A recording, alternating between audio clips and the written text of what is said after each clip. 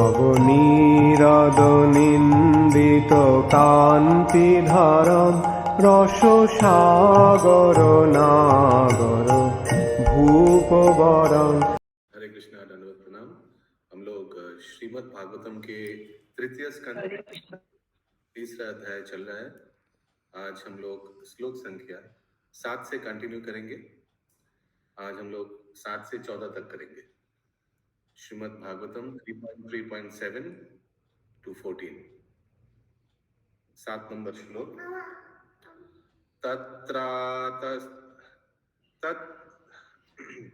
तत्रार्तस्त नरदेव कन्या नरदेव कन्या पूजेन दृष्ट्वा हरिमर्तबन्धुम् पूजेन दृष्ट्वा हरिमर्तबन्धुम् उत्थाय साधुयो जगृहुः प्रहर्ष उत्थाय सद्गो जगृहप्रहर्षम् व्रीदानुराग प्रहितावलोके वीरानुराग प्रहितावलोके। यस, नंदिनी माता जी नहीं लॉगिन की। निर्गुण नंदिनी माता जी। यस प्रभु। उस असुर के घर में नरकासुर द्वारा हरण की गई सारी राजकुमारियां दुखियारों के मित्र भगवान को देखते ही चौकन्नी हो उठी। उन्होंने अतीव उत्सुकता, हर्ष तथा लज्जा से भगवान की ओर देखा और अपने को उनकी पत्नियों के रूप में अर्पित कर दिया। तो कल बताया गया था ना कि भगवान ने उनका घर में प्रवेश किया, उस राक्षस का घर में प्रवेश किया, नरकासुर का। यानी जहां वो राजकुमारी को बंदी करके रखा, वहां प्रवेश किया। कल था ना शशि माता जी वो तात्पर्य में लास्ट में। यस प्रभु जी, उसके पुत्र के घर में लिखा था। घर में माने हमको लग रहा है वही गुफा ही होगा जहां छुपा के रखा था सबको। ओके। राक्षस का घर तो गुफा ही होगा जी। यद्यपि ये नरकासुर ऐसा नहीं था पहले, वो बानासुर के साथ संस्पर्श में आकर ऐसे हो गया राक्षस प्रवृत्ति। हाँ, ये तात्पर्य। अच्छा, फिर से एक बार अनुवाद पढ़ लीजिए।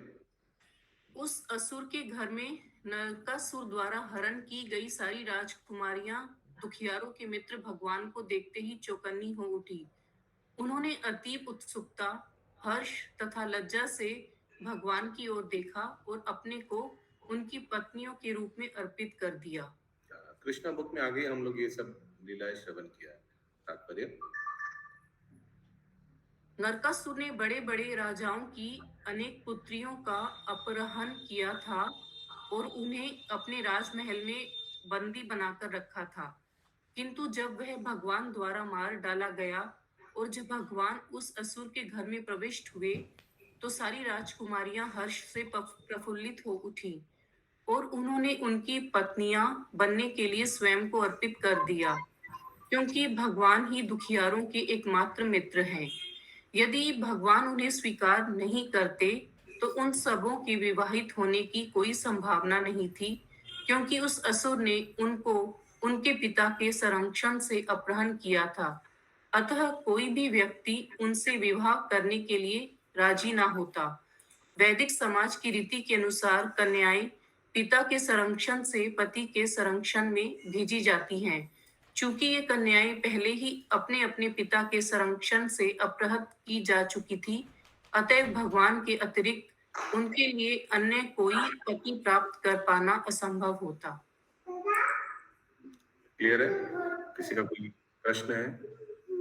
8 नंबर श्लोक। आसाम मुहूर्त एकस्मिन्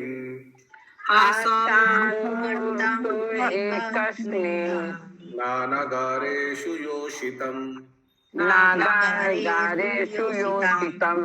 सविधं जगृहे पाणिम् सविदं जगृहं पाणि अनुरूपा स्वमायया अनुरूपा स्वमायया।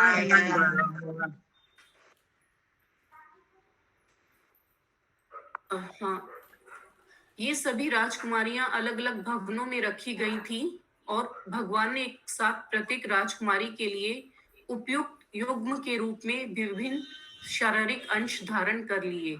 उन्होंने अपनी साउंड आप स्टेट पढ़िए, साउंड क्लियर नहीं आ रहा है। वे सभी राजकुमारियां अलग अलग भवनों में रखी गई थी और भगवान ने एक साथ प्रत्येक राजकुमारी के लिए उपयुक्त युगम के रूप में विभिन्न शारीरिक अंश धारण कर लिए। उन्होंने अपनी अंतरंगा शक्ति द्वारा विधिवत उनके साथ पानी ग्रहण कर लिया। सब द्वारिका में अलग अलग महल बना सबके लिए। तात्पर्य ब्रह्म संहिता 5.33 में भगवान उनके असंख्य क्या संहिता? ब्रह्म संहिता ब्रह्म संहिता ब्रह्म संहिता ब्रह्म संहिता ब्रह्म संहिता ब्रह्म ब्रह्म संहिता हाँ, ब्रह्म संहिता 5.33 में भगवान उनके असंख्य स्वांशों के साथ निम्नवत वर्णन हुआ है। अद्वैतमच्युतमनादि अनंत रूपम आद्यम पुराण पुरुषम नव्यौवनम च वेदेषु दुर्लभमात्म भक्तो गोविंदमादि पुरुषम तम हम भजामि। मैं उन भगवान गोविंद की पूजा करता हूँ जो आदि भगवान हैं। वे अपने असंख्य स्वांशों से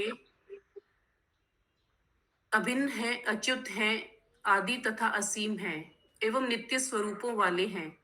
यद्यपि वे सबसे प्राचीन पुरुष हैं, किंतु वे सदैव नवीन तथा युवा रहते हैं। भगवान अपनी अंतरंगा शक्ति से स्वयं प्रकाश के विविध पुरुषों में और पुनः प्राभव तथा वैभव रूपों में विस्तार कर सकते हैं। ये सारे रूप एक दूसरे से अभिन्न होते हैं। भगवान ने विभिन्न भवनों में रह रही राजकुमारियों के साथ विवाह करने के लिए जिन रूपों में अपना विस्तार किया, वे उनमें से हर एक के अनुरूप होने से कुछ कुछ भिन्न थे। वे भगवान के वैभव विलास रूप कहलाते हैं। उनकी अंतरंगा शक्ति योग माया द्वारा क्रियाशील होते हैं। फिर से सेकंड लास्ट सेंटेंस पढ़िए। वे भगवान ने विभिन्न भवनों में रह रही राजकुमारियों के साथ विवाह करने के लिए जिन रूपों में अपना विस्तार किया, वे उनमें से हर एक के अनुरूप होने से कुछ कुछ भिन्न थे। वे भगवान के वैभव विलास रूप कहलाते हैं और उनकी अंतरंगा शक्ति योग माया द्वारा क्रियाशील होते हैं। ये आगे आप लोग पढ़ा था क्या? ये पहले बार मैंने सुना। ये थोड़ा थोड़ा अलग अलग था। भगवान कृष्ण अलग अलग पहली बार सुना। और ये भी सुना प्रभु जी, हरे कृष्ण, कि अलग अलग रूप में विवाह किए हैं उनको छुड़ाने में। हाँ, यस भाग्यराधा माता जी। वैभव विलास means what? Something different from the original form.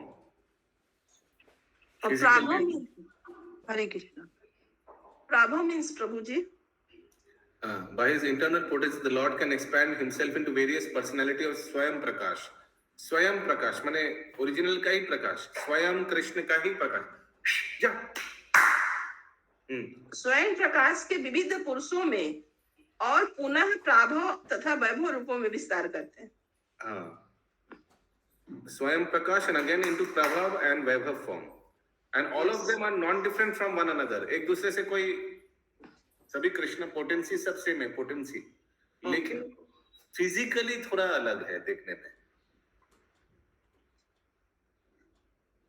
Okay, thank you. Hare Krishna প্রভু। হরে কৃষ্ণ। হরে কৃষ্ণ। ওখানে স্বয়ং প্রকাশ রূপে পুনরায় প্রাভব এবং বৈভব রূপ বলছে। প্রাভব আর বৈভব রূপ বলতে কি বোঝাচ্ছে? আচ্ছা, স্বয়ং প্রকাশ তো বুঝতে পারছেন? হ্যাঁ হ্যাঁ, একদম ইমিডিয়েটলি সেম, মানে কোনো স্বয়ং প্রকাশ মানে কোনো ডিফারেন্ট না। কথাটা ডিস্টার্ব করো না, চুপচাপ থাকো। ঠাকুমা আছে কোথায় এখানে? দাঁড়াও। তো It is Krishna as well. Krishna is only expansion, but now Swayam Prakash has two forms, Prabhav and Vaibhav. Prabhav মানে কোনো কোনো ডিফারেন্স নেই চেহারায়, ফিজিক্যাল অ্যাপিয়ারেন্সে। বৈভব প্রকাশ আমরা আগেও করেছি, ফিজিক্যাল অ্যাপিয়ারেন্সে ভগবানের আলাদা আছে, একটু একটু চেঞ্জ আছে। তো এখানে বৈভব বিলাস লেখা আছে, দে আর অল কল্ড বৈভব বিলাস। লাস্ট সেন্টেন্সটা পড়ুন, এই যে আলাদা আলাদা চেহারা, কি লেখা আছে লাস্ট সেন্টেন্সে? লেখা আছে, লেখা আছে। and are affected by his internal potency। এগুলো ভগবান নিজের অন্তরঙ্গ শক্তির প্রভাবেই করতে পেরেছে, একটু একটু চেহারা আলাদা। হ্যাঁ, মানে কি বলবো, এখন ধরুন সব দুটো যমজ ভাই আছে, ঠিক আছে, দুটো যমজ ভাই বিয়ে করেছে, এখন যদি সত্যি একদম আইডেন্টিক্যাল টুইনস হয় তো জিনিসটা কেমন লাগবে না? সব একই রকম দেখতে, তো একটু একটু আলাদা দেখতে, ভগবানের যেটু চেহারা আলাদা, একটু সবার মধ্যে চেহারা একটু একটু আলাদা। আর কারো কোনো প্রশ্ন আছে? 9 নম্বর শ্লোক। তস্বাপত্যানে তস্যাপিতানি আজানয়াত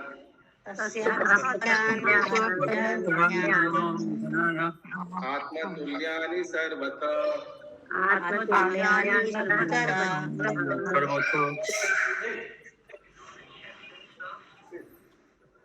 একৈকস্যম দশাদাস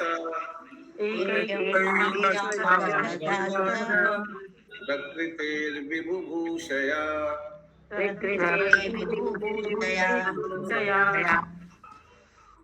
अपने दिव्य स्वरूपों के अनुसार ही अपना विस्तार करने के लिए भगवान ने उनमें से हर एक से ठीक अपने ही गुणों वाली 10-10 संतानें उत्पन्न की।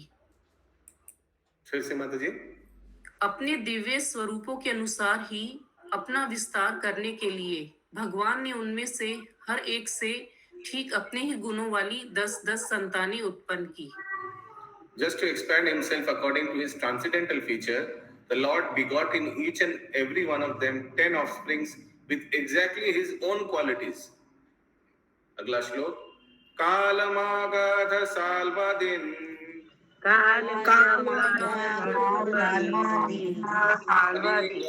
अनिरुन्धकापुरम् अजिघ्नत् स्वयं दिव्यम् वपुं तेज आदिशात्।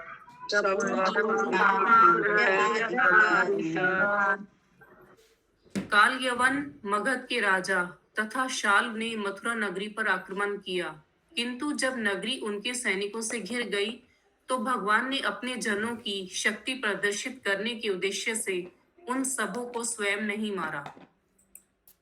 यस, चंदा माता जी, कौन किसको बोल रहा है ये सब? अनम्यूट करके बोलिए। हरे कृष्णा प्रभु जी, क्या पूछे? कौन किसको बोल रहा है?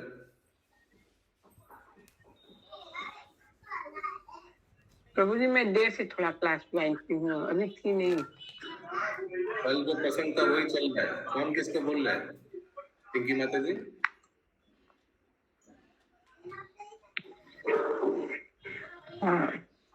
उद्धव जी उनसे बोल रहे हैं, विदुर जी से, विदुर जी से, विदुर जी से, विदुर जी से। ये तो पता ही था, तो कुछ दिशा। यस, फिर से अनुवाद। काल यवन मगध के राजा तथा शाल्व ने मथुरा नगरी पर आक्रमण किया, किंतु जब नगरी उनके सैनिकों से घिर गई तो भगवान ने अपने जनों की शक्ति प्रदर्शित करने के उद्देश्य से उन स्वभों को स्वयं नहीं मारा। The Lord refrained from killing them personally, just to show the power of his own men. तात्पर्य।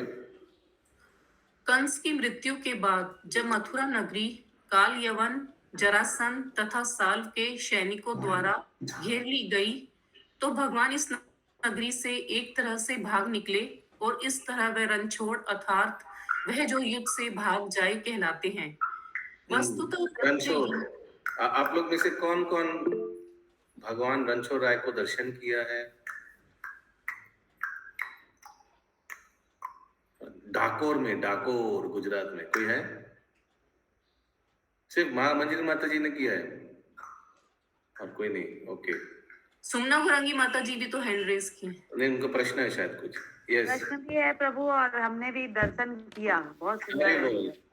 बोलिए रणछोड़ राय की जय। यस, बोलिए। एक मिनट प्रभु, मेरा वीडियो क्यों ऑफ हो गया? ठीक है, प्रश्न करिए। जय प्रभु, बहुत सुंदर, ये बहुत सुंदर और बहुत बड़े, बहुत सुंदर विग्रह। बड़े हमको याद नहीं है, हम 12 बड़े हैं प्रभु, बड़े बड़े। हैं। ओके, प्रभु मेरा प्रश्न था, इस साल्व का एक बार बताइए, साल्व कौन था? हरे कृष्ण।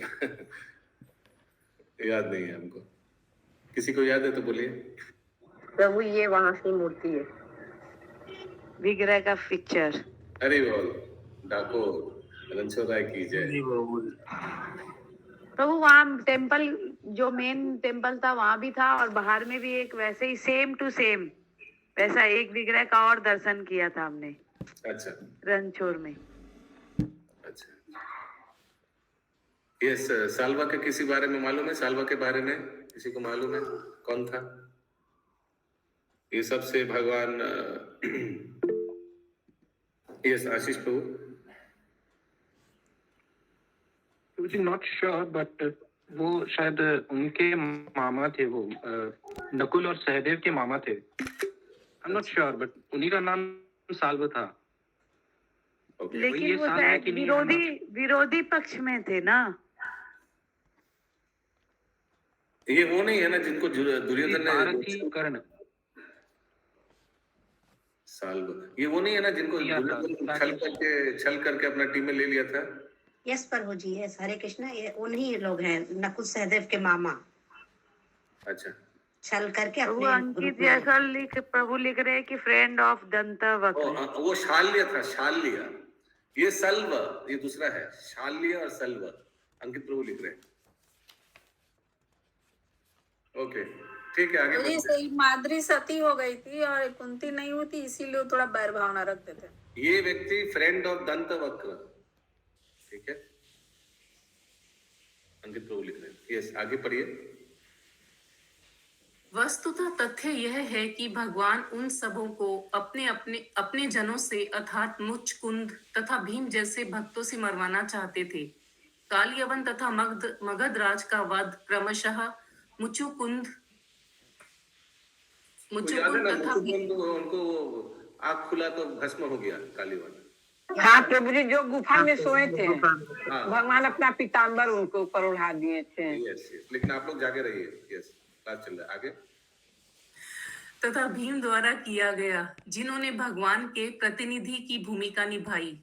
ऐसे कार्यों द्वारा भगवान अपने भक्तों के पराक्रम को प्रदर्शित करना चाहते थे, मानो वे स्वयं। एक सेकंड, ये मुचुकुंद तो कालेवन को मारा, ये जरासंध को कौन मारा?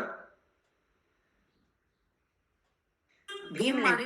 भीम मारे थे प्रभु जी, भीम। यस, और साल्व का लिखा नहीं है इधर। ओके, आगे। कुरुक्षेत्र के युद्ध में था प्रभु। साल्व से ही वो, ये अम्बा जो थी वो शादी करना चाहती थी, तो बीच में उनको अपहरण करके ले आए थे। साल्व ही था प्रभु जी। ठीक है, नहीं इधर भगवान किनसे मारवाया उनको? लिखा नहीं। कहा उनके हाथी के सर पे पता नहीं कैसे था, दिखाया था टीवी में, प्रभु जी भूल गए। अच्छा, ठीक है, आगे। ऐसे कार्यों द्वारा भगवान अपने भक्तों के पराक्रम को प्रदर्शित कराना चाहते थे, मानो वे स्वयं उनसे युद्ध करने में असमर्थ हो, परंतु उनके भक्त उन लोगों का वध कर सकते थे। भगवान का अपने भक्तों के साथ जो संबंध है वह अत्यंत सुखद है। वस्तुतः भगवान संसार के अवांछित तत्वों का वध करने के लिए ब्रह्मा के अनुरोध पर अवतरित हुए थे, किंतु यश का श्रेय विभाजित करने के उद्देश्य से उन्होंने कभी कभी यह श्रेय दिलाने के लिए अपने भक्तों को लगाया। कुरुक्षेत्र का युद्ध स्वयं भगवान द्वारा नियोजित था, किंतु अपने भक्त अर्जुन को श्रेय देने के लिए निमित्त मात्रम भव सर्वे साचीन उन्होंने सारथी की भूमिका निभाई और अर्जुन को योद्धा की भूमिका निभाने का अवसर प्रदान किया। इस तरह अर्जुन कुरुक्षेत्र युद्ध के नायक बने। कृष्ण अपनी दिव्य योजनाओं द्वारा जो कुछ स्वयं करना चाहते हैं उसे वे अपने विश्वस्त भक्तों के माध्यम से संपन्न कराते हैं। अपने शुद्ध अनन्य भक्तों के प्रति भगवान की कृपा हरे कृष्णा प्रभु जी। हरे कृष्ण। हाँ, ये सव्यसाची तो अर्जुन को ही बोला जाता है। हाँ, अर्जुन का नाम वो चारों दिशा में शायद युद्ध कर सकता था, शायद इसीलिए सव्यसाची। हमको याद नहीं है, ऐसे कुछ है सव्यसाची का अर्थ। किसी को मालूम है सव्यसाची का अर्थ क्या है? কৃষ্ণ প্রভু সব্যসাচী মানে হচ্ছে যার দুই হাত সমান ভাবে চলে। ओ, दो हाथ से युद्ध कर सकता है। अच्छा, সমান ভাবে চলে। Okay okay. हाँ, कंटिन्यू माता जी, लास्ट सेंटेंस। इस तरह अर्जुन कुरुक्षेत्र युद्ध के नायक बने।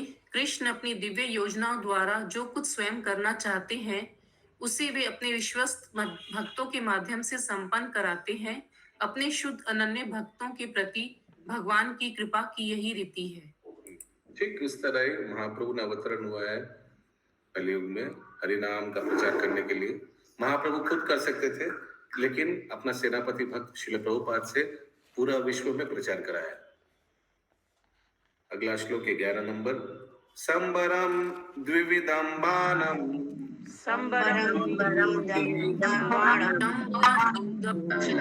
पूरम बलवलमेव च अन्यंश्च दन्तवक्त्रादीन् अवधितंश्च घातयत्।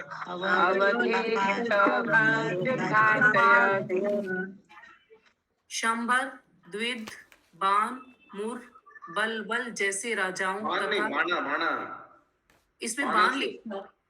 अच्छा, बाणा, मुर, बल्लभ जैसे राजाओं तथा दंत वक्र इत्यादि बहुत से असुरों में से कुछ को उन्होंने स्वयं मारा और कुछ को अन्यों यथा बलदेव इत्यादि द्वारा मरवाया। जैसे संबर को हमको याद नहीं, द्विविदा को तो बलदेव जी ने मारा था। द्विविदा वो एक चिंपैंजी जैसा था, शायद गोरिल्ला या चिंपैंजी। बंदर प्रभु, बनमानुस था प्रभु। बनमानुस, हाँ। मूढ़ा, बलबल, और किसी को मारा बलराम जी? बाकी सब किसी को याद है? Okay, anyways. मूर राक्षस को तो एकादशी माता जी मारी थी ना। किनको? मूर नामक दैत्य। नहीं, मुरारी तो कृष्ण का नाम है। मूरा को जो मारा नहीं प्रभु जी, जो एकादशी उनके शरीर से प्रकट हुई थी, मूर दानव था प्रभु, मूर दानव था, मूर नामक दानव का। अच्छा, एकादशी माता का उस दिन प्राकट्य हुआ। ओके, तो दूसरे से मरवाया, इसीलिए लिखा है बलदेव जी एक्सेट्रा। हिंदी में क्या लिखा है? इत्यादि लिखा है ना? यस प्रभु इत्यादि लिखा है। दंत वक्र को कौन मारा था प्रभु जी?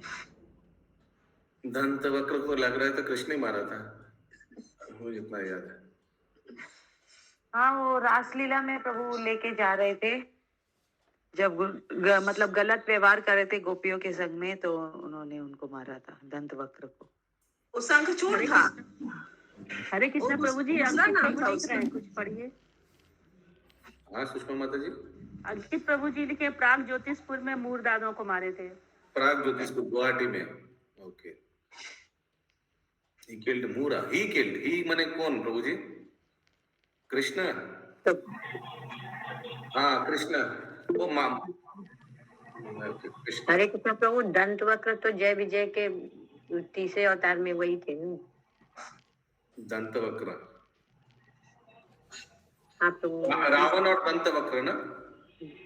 दंत वक्र शिशुपाल और दंत वक्र। या हरे कृष्ण प्रभु, हाँ पिंकी माता जी। संबर को किसने मारा? संबार, मालूम है?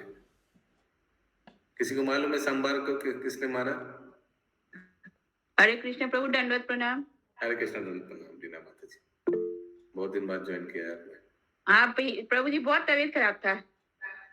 अरे अंकित प्रभु लिखे शंबर was killed by Pradyuman. Okay, और बलबल को किसने मारा फिर? ये भी रह गया, पता चल जाता। बलबल को बलराम जी मारे थे। अच्छा, बीबी मैचिंग ओके। दंत वक्र भी रह गया। दंत वक्र तो कृष्ण ही मारते ना, जय विजय के थे वो एक्सपेंशन तो। 12 नंबर श्लोक। अथा ते भ्रातृपुत्राणाम् अथाते भातृपुत्राणाम् अक्षयो पतितं नृपान् पक्षयो पतितात् नृपान् चचाल कुरुक्षेत्रम्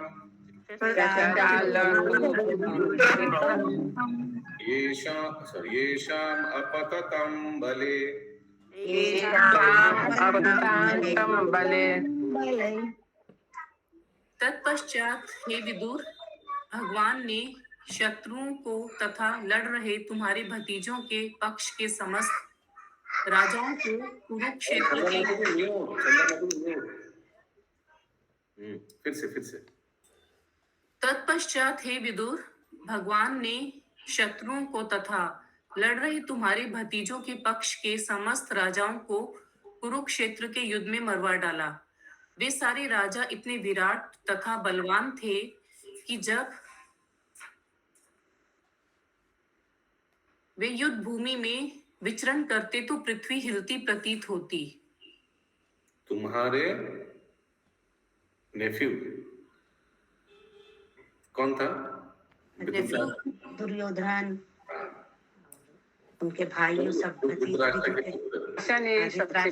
विदुर जी के भतीजे लगेंगे। हरे कृष्णा प्रभु जी, यहाँ पे बुक लिखा है, मतलब from Pandava and from the Kauravs, both the fighting rajas were killed, fighting kings were killed. Both the enemies. The Lord caused all the kings, both the enemies and those on the both the enemies लिखा है प्रभु जी, enemies. And those on your side of your fighting nephews to be killed in the battle of Kurukshetra.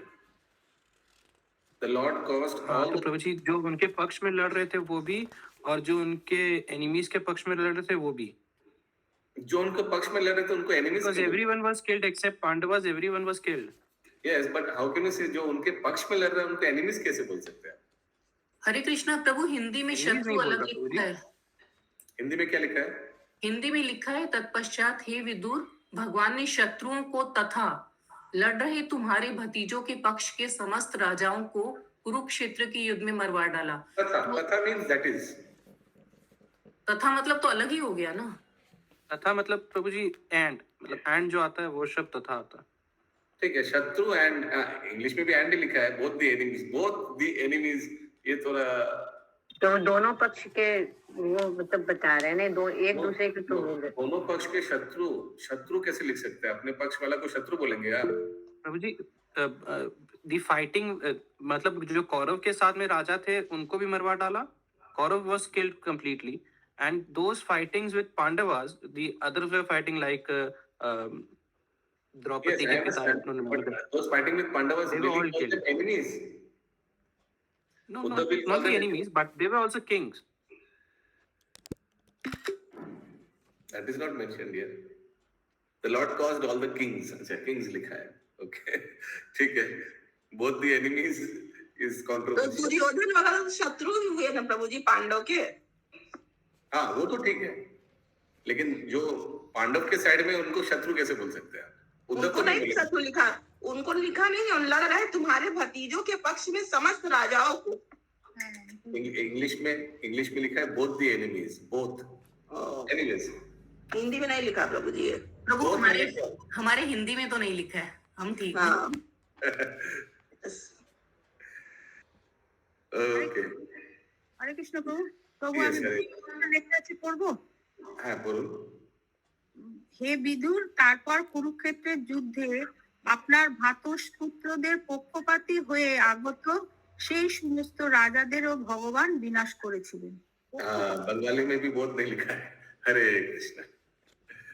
Okay. 13 number श्लोक। सकर्ण दूसा सनबो बलानम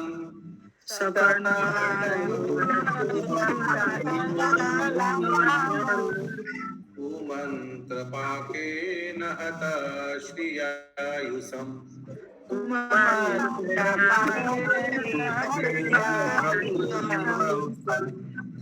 सुयोधनं सानुचरं सयानम्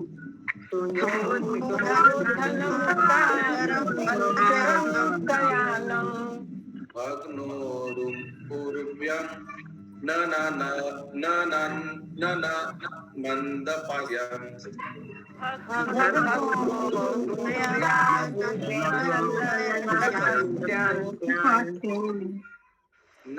नन्दपास्यम् tongue twister yes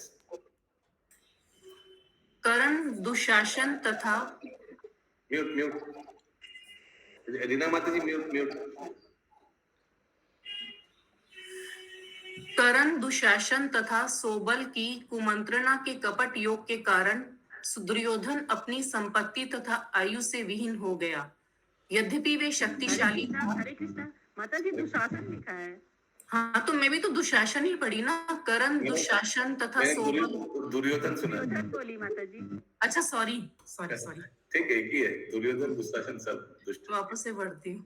करण दुशासन तथा सोबल की कुमंत्रणा के कपट योग के कारण दुर्योधन अपनी संपत्ति तथा आयु से विहीन हो गया। यद्यपि वे शक्तिशाली था, किंतु जब वह अपने अनुयायियों समेत भूमि पर लेटा हुआ था, उसकी जांघें टूटी थी। भगवान इस दृश्य को देखकर प्रसन्न नहीं थे। हाँ, क्योंकि मैंने दुर्योधन पूरा खराब संगत की वजह से ऐसे हुआ, इसीलिए भगवान को अच्छा नहीं लगा। यद्यपि वो शक्तिशाली थे, लेकिन गलत इस्तेमाल किया शक्ति का। That's why Krishna was not happy to see. Let's see तात्पर्य में क्या है। Yes. धृतराष्ट्र के अग्रणी पुत्र दुर्योधन का पतन भगवान को अच्छा नहीं लगा। यद्यपि वे अर्जुन के पक्ष में थे और उन्होंने ही भीम को सलाह दी थी कि युद्ध में दुर्योधन की जांघें किस तरह तोड़े। भगवान को बाध्य होकर किस तरह तोड़े, किसी को याद है किस तरह तोड़े? हाथ उठाइए, गूगल हाथ उठाइए, डायरेक्ट बोलिएगा मत, गूगल हाथ उठाइए, उनको मालूम है किस तरह तोड़े। यस, भाग्य राधा माता जी। The thighs, no?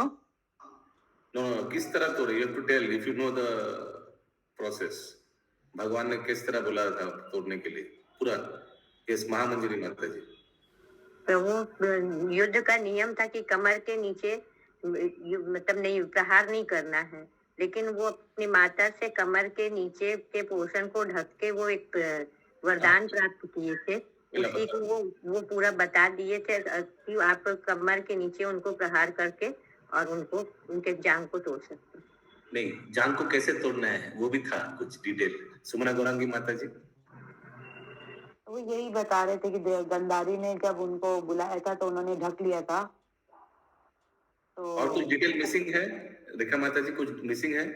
हरे कृष्ण प्रभु जी, वो अपने हाथ के बल से प्रहार से तोड़े हैं, गदा से भी नहीं, हाथ के बल से प्रहार कर करके तोड़े हैं उनके पैर को, जंघा को। क्योंकि वो द्रौपदी से बोले थे कि उनके जंघा का रक्त से उनके बाल को धोएंगे, इसीलिए भगवान को अच्छा नहीं लगा। यस, और कुछ ऐड करना चाहेंगे कोई? हरे कृष्णा, दुशासन के ब्लड से लिखे थे कि दुशासन खींच के लाया था द्रौपदी को ना। हाँ प्रभु जी। दुशासन के छाती के खून से अपना फूल धोने में द्रौपदी का बोले थे। Okay. और उनको उनका गदा से ही तोड़े थे माता जी, हाथ से नहीं। ओके। ये बलराम जी को अच्छा नहीं लगा था प्रभु। बलराम जी गुस्सा हो को गए भी थे। अच्छा नहीं। हरे कृष्ण प्रभु जी, क्योंकि दुर्योधन भी तो बोले थे द्रौपदी को कि इसी जंघा पर ला के बैठाओ। हाँ, इसीलिए दुर्योधन नहीं बोले थे, कर्ण बोले थे, कर्ण। हरे कृष्ण। हरे कृष्ण, आप तो एकदम बी.आर. चोपड़ा महाभारत को बहुत अच्छा से सती माता जी का मेमोरी लॉकडाउन में हम लोग यही सब किए हैं। अच्छा है। सती माता जी का मेमोरी बहुत अच्छा है। संडे माने महाभारत और रामायण, संडे माने महाभारत रामायण, ठीक है? यस प्रभु जी, यस। यस, आगे।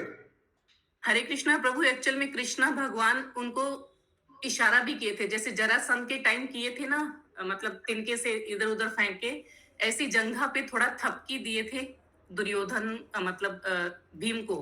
भीम को। हाँ, ये भी था एक पॉइंट। यस, कंटिन्यू माता जी। धृतराष्ट्र के अग्रणी पुत्र दुर्योधन का पतन भगवान को अच्छा नहीं लगा। यद्यपि वे अर्जुन के पक्ष में थे और उन्होंने ही भीम को सलाह दी थी कि युद्ध में दुर्योधन की जांघें किस तरह तोड़े। भगवान को बाध्य होकर बुराई करने वालों को दंड देना पड़ता है, किंतु ऐसा दंड देते हुए वे प्रसन्न नहीं होते, क्योंकि सारे जीव मूलतः उनके भिन्नांश होते हैं। वे बुराई करने वाले के प्रति व्रज से भी कठोर तथा श्रद्धावानों के प्रति गुलाब के फूल से भी कोमल रहते हैं। बुराई करने वाले कुसंगियों द्वारा तथा कुमंत्रणा द्वारा दिग्भ्रमित हो जाता है। जो भगवान के आदेश के अंतर्गत स्थापित सिद्धांतों के प्रतिकूल है और इस प्रकार वह दंड का भागी बनता है। सुख का सबसे निश्चित मार्ग भगवान द्वारा बनाए गए सिद्धांतों का पालन करना तथा उनके द्वारा स्थापित नियमों का उल्लंघन न करना है। ये नियम भुलक्कड़ जीवों के लिए वेदों तथा पुराणों में निरूपित है। फिर से लास्ट सेंटेंस बहुत इंपॉर्टेंट है। फिर से ये नियम भुलक्कड़ जीवों के लिए वेदों तथा पुराणों में निरूपित है। कौन सा नियम? पूरा सेंटेंस पढ़िए। सॉरी। सुख का सबसे निश्चित मार्ग भगवान द्वारा बनाए गए सिद्धांतों का पालन करना तथा उनके द्वारा स्थापित नियमों का उल्लंघन ना करना है। ये नियम भुलक्कड़ जीवों के लिए वेदों तथा पुराणों में निरूपित है। The surest path to happiness is to live by the principles laid down by the Lord and not disobey his established laws, which are enacted in the Vedas and the Puranas for the forgetful living entities. Srila Prabhupada की जय। आज की अंतिम श्लोक। प्रभु जी, सौबल कौन था? सौबल दुशासन, और उनको तो पता चल गया, ये सौबल नहीं समझ में आया। सौबल कहाँ आया था? कर्ण, दुशासन तथा सौबल आया था ना, और उसमें भी था, श्लोक में भी। किसी को याद है सौबल कौन था? ओके, किसी को याद नहीं। अंतिम श्लोक। कियान भुवो अयम शपितो रुभारो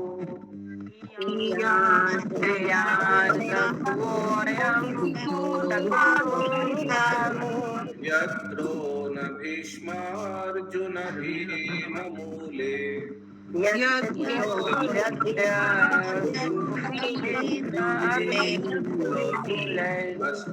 अष्टादशक्षो इनिको मदांसे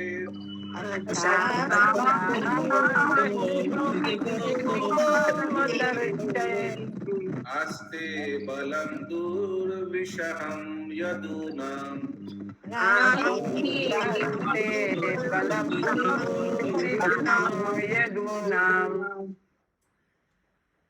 कुरुक्षेत्र युद्ध की समाप्ति पर भगवान ने कहा, अब द्रोण, भीष्म, अर्जुन तथा भीम की सहायता से 18 अक्षौहिणी सेना का पृथ्वी का भारी बोझ कम हुआ। किंतु यह क्या है? अब भी मुझी से उत्पन्न यदुवंश की विशाल शक्ति शेष है, जो और भी अधिक असह बोझ बन सकती है। फिर से। कुरुक्षेत्र युद्ध की समाप्ति पर भगवान ने कहा, अब द्रोण, भीष्म, अर्जुन तथा भीम की सहायता से 18 अक्षौहिणी सेना का पृथ्वी का भारी बोझ कम हुआ। किंतु यह क्या है? अब भी मुझी से उत्पन्न यदुवंश की विशाल शक्ति शेष है, जो और भी अधिक असह बोझ बन सकती है। With the help of Drona क्यों लिखा? हरे कृष्ण प्रभु जी, ये भी मुझे भी समझना है। द्रोण और भीष्म दोनों के नाम हैं। द्रोण और भीष्म।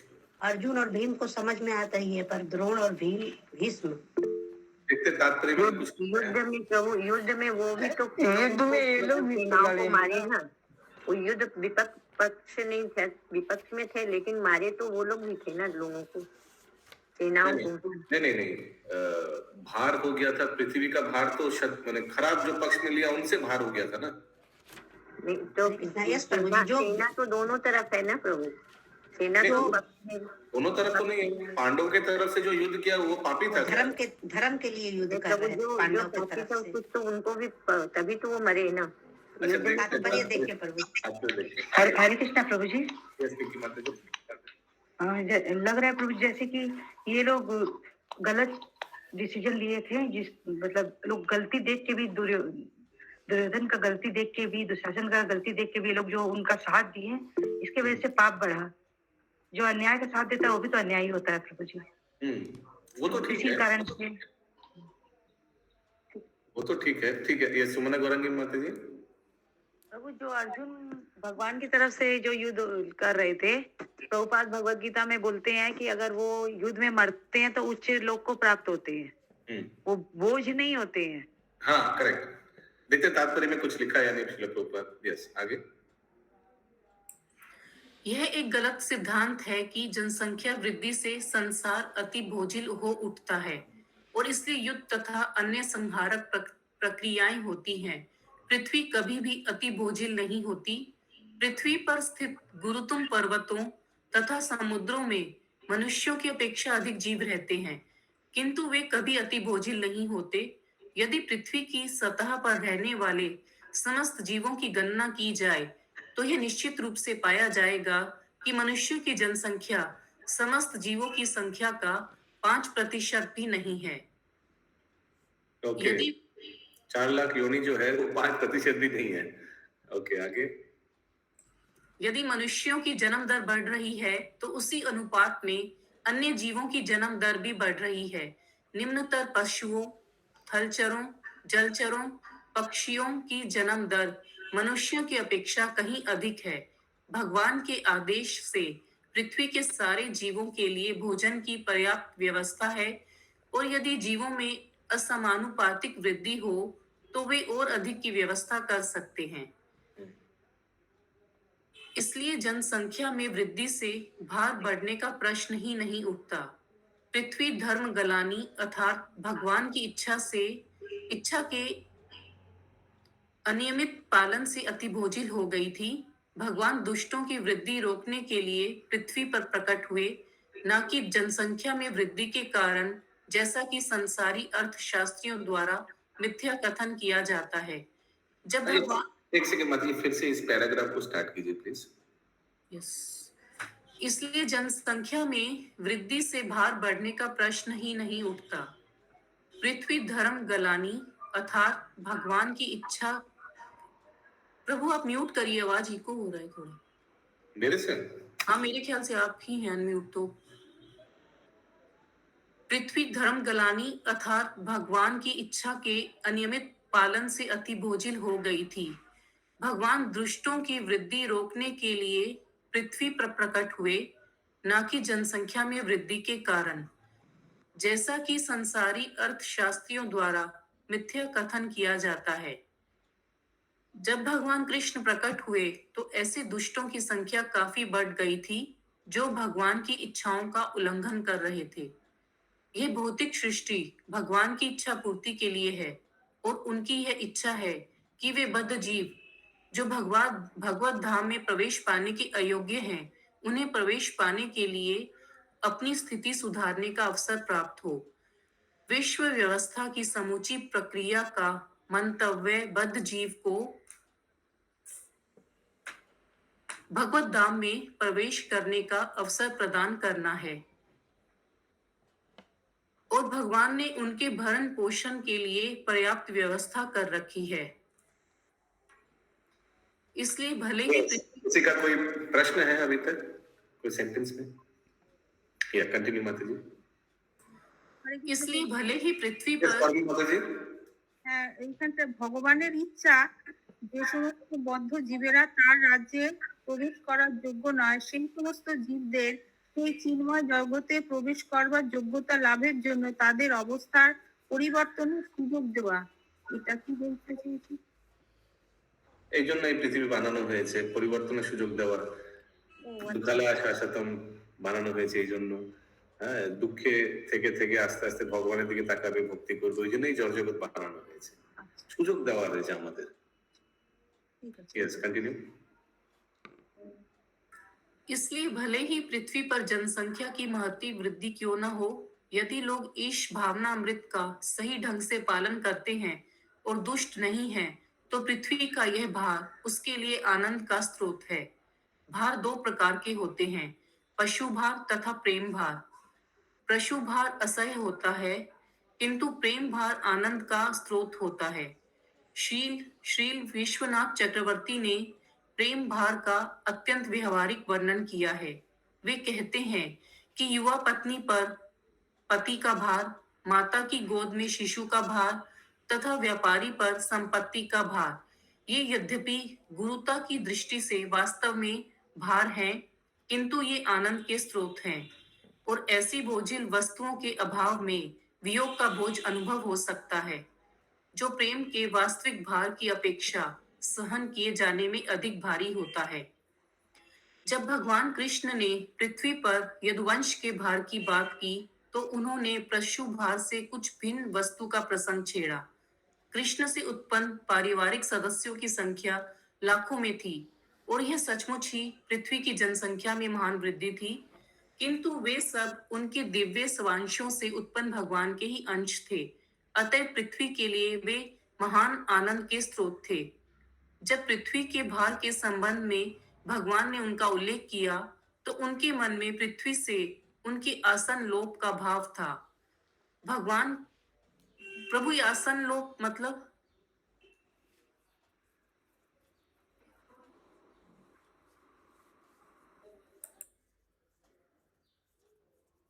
प्रभु जी म्यूट आप। फिर से वो सेंटेंस पढ़िए। जब पृथ्वी के भार के संबंध में भगवान ने उनका उल्लेख किया, तो उनके मन में पृथ्वी से उनके आसन लोप का भाव था।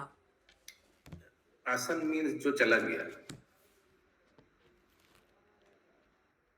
तो वो तो कहाँ गए थे? अभी तो थे ना, मतलब भगवान उनको बोल रहे हैं माता जी कि जो यदुवंशी लोग थे, उनको भार करने के लिए भगवान सोच रहे थे ना, तो इसीलिए वो पृथ्वी के बारे में सोच रहे हैं। तो वो लोग यदि खत्म हो जाएंगे तो पृथ्वी से आसन लोक का भाव था।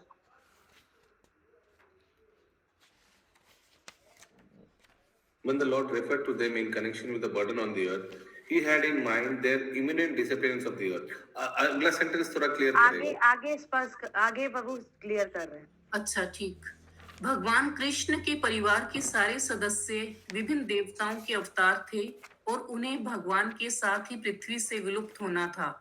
जब उन्होंने यदुवंश के संबंध में पृथ्वी के असह भार का उल्लेख किया, तो वे उनके विक्षोभ भार का ही संकेत कर रहे थे।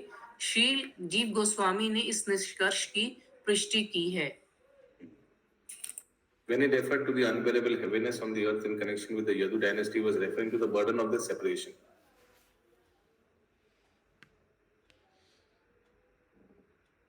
So अंकित प्रभु से हम रिक्वेस्ट करेंगे कागज पेन देने के लिए।